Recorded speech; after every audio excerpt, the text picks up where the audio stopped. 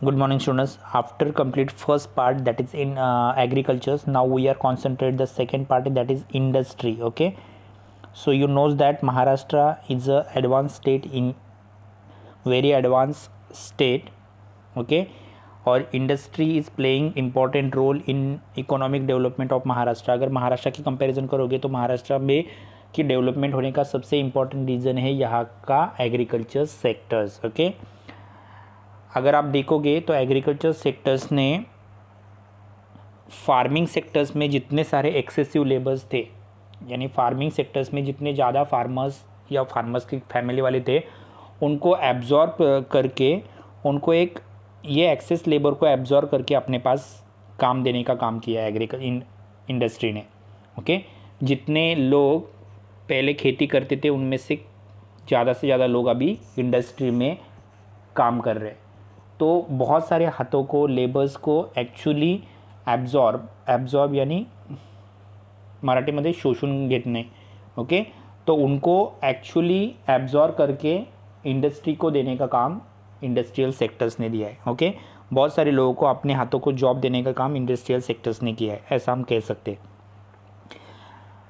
जैसे जैसे मार्केट का डाइवर्सिफिकेशन बढ़ने लगा है, जैसे मार्केट बढ़ने लगा है, जैसे जैसे मार्केट का डाइवर्सिफिकेशन बढ़ने लगा है, मार्केट बढ़ने लगा है. ओके, तो मार्केट हम लोग देख रहे हैं कि इंडस्ट्री के फ़ायदे क्या है. तो पहला फ़ायदा, एग्रीकल्चर्स में जो एक्स्ट्रा लेबर थे उनको जॉब मिलने लगा इंडस्ट्री की वजह से. दूसरा फ़ायदा ये हुआ है कि जो अलग अलग मार्केट है उन मार्केट का वो जो मार्केट है उन मार्केट को डाइवर्सिफिकेशन, मतलब बहुत सारी मार्केट को इलेक्ट्रिकल प्रोडक्ट, एग्रीकल्चर प्रोडक्ट छोड़ के बाकी जो प्रोडक्ट्स है वो आपको इंडस्ट्री अवेलेबल करके देगी ना. That is called diversification, right. मतलब इलेक्ट्रॉनिक्स प्रोडक्ट्स है या केमिकल प्रोडक्ट्स है, ये सब कौन अवेलेबल करके देता है? तो इंडस्ट्री अवेलेबल करके देती है.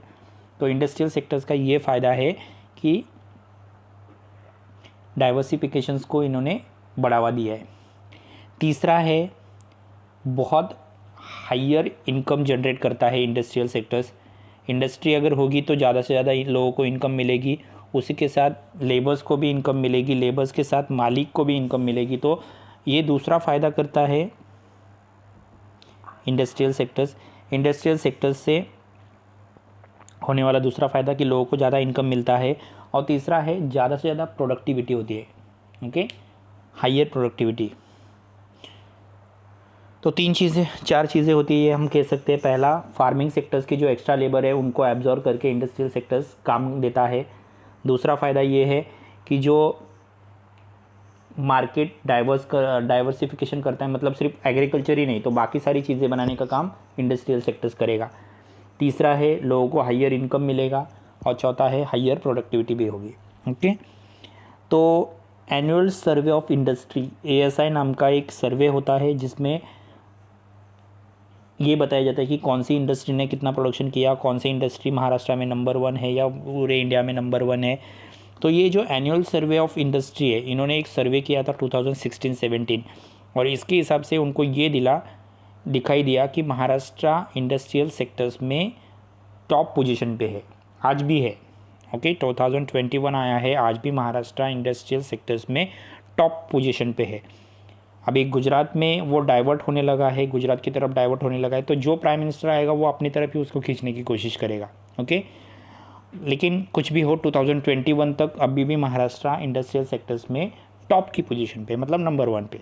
ओके, महाराष्ट्र की अगर नेट वैल्यू एडेड देखोगे 2016-17 में, नेट वैल्यू एडेड यानी महाराष्ट्र को जो पैसा मिलता है महाराष्ट्रियन गवर्नमेंट को, उसमें 18% पैसा इंडस्ट्रियल सेक्टर से आता था. इंडस्ट्रियल सेक्टर से 18% पैसा आता है. ओके, अगर महाराष्ट्र के बारे में और एक बात देखोगे तो महाराष्ट्र में बहुत सारे domestic and foreign investors invest करना चाहते हैं.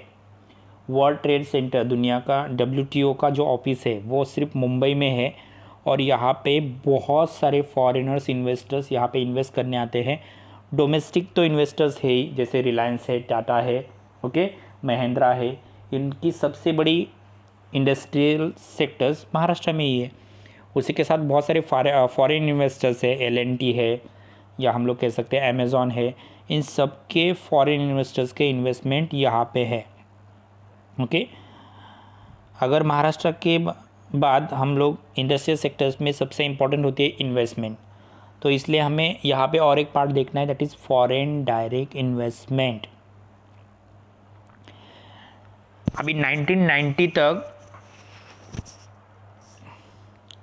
आपने अगर ऑब्ज़र्व किया होगा, शायद आपको मालूम भी नहीं होगा, उस टाइम आपका बर्थ भी नहीं होगा 1990 को, लेकिन 1990 से पहले इंडिया की सिचुएशन बहुत ही वर्स्ट सिचुएशन थी। इंडिया के कॉइन्स को दुनिया में वैल्यू नहीं थी, इंडिया एक गरीब देश माना जाता था। आज़ाद होने के बाद भी 50 साल तक हम लोग एक भिखारी की तरह रहते थे। लेकिन 1990 में गवर्नमेंट ऑफ इंडिया ने एक पॉलिसी एक्सेप्ट की जिसका नाम है FDI, फॉरेन डायरेक्ट इन्वेस्टमेंट। अभी इससे पहले क्या होता था कि इससे पहले हम लोग बाहर से देशों को इनविटेशन नहीं देते थे कि हमारे यहाँ पे आओ, इंडस्ट्री इस्टेब्लिश करो या इंडस्ट्री बनाओ, और उसमें से जितना आपको प्रॉफिट मिलेगा, समझो 100% आपका प्रॉफिट है, तो उसमें से 40 रुपये हमें दे दो, 60 रुपये आप अपने कंट्री में लेके जाओ। ओके, ये हम लोग, इसको कहा जाता है FDI।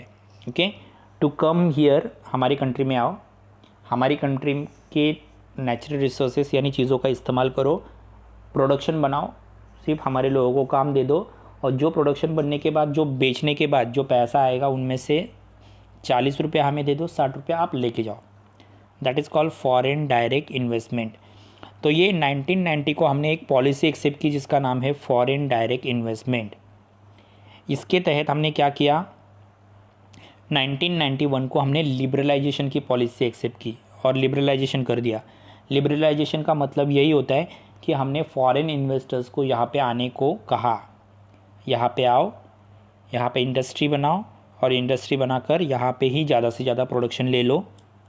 ओके, तो ज़्यादा से ज़्यादा प्रोडक्शन ले लो, उनमें से हमारे लोगों को लेबर्स की तरह काम करवा के ले लो, उनको भी पेमेंट दो, और दूसरा प्रोडक्शन होने के बाद 100 रुपये का प्रोडक्शन होगा तो 60 रुपया आप ले लो, 40 रुपया हमें दे दो, बस इसको कहा जाता है FDI। ओके, सो लिबरलाइजेशन की पॉलिसी हमने एक्सेप्ट की। FDI आने के बाद महाराष्ट्र कंसिस्टेंटली फर्स्ट रैंक पे है फॉरेन इन्वेस्टमेंट में। यहाँ पे बहुत सारे लोग बहुत सारी इन्वेस्टमेंट करने को रेडी है, बहुत सारे लोग फॉरेन इन्वेस्टमेंट में अपने पैसे इन्वेस्टमेंट करने को रेडी है।